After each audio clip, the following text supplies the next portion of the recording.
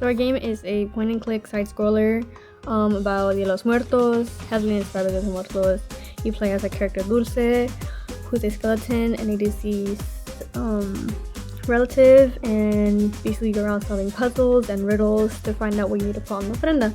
And that's what you do the whole game. You try putting stuff on the ofrenda to complete the ofrenda, to honor those family members that have passed.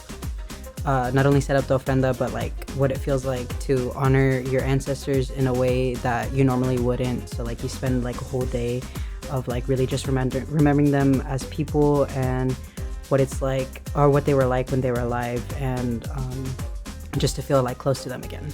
We kind of had to sit down and like play and with what Mexican household looks like, because it's different for everyone, especially in the US. So we were trying to like think of what like common ground for most Mexican houses look like here. So it was a lot of referencing, and but a big influence was colors.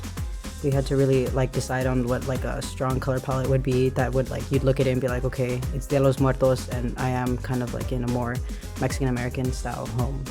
My process for creating the music for Mictēca is looking at the art, and then because the art like implies like sonic textures, like different instruments, different rhythms that can be used in the music.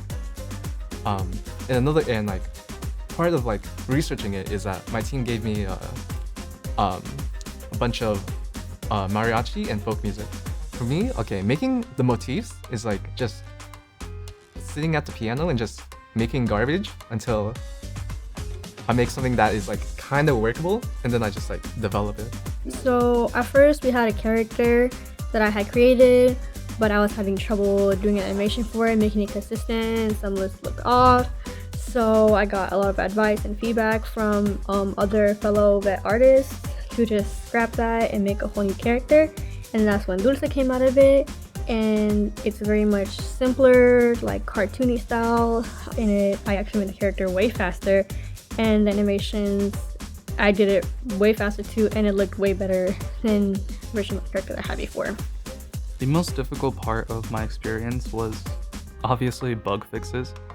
Anybody who's a programmer will know that fixing bugs that appear for no reason is a pain.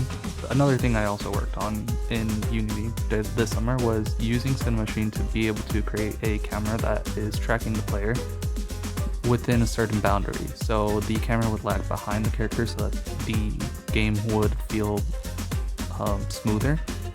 Overall this summer, I thought I did a pretty good job, and I was very fulfilled with what I was doing this summer.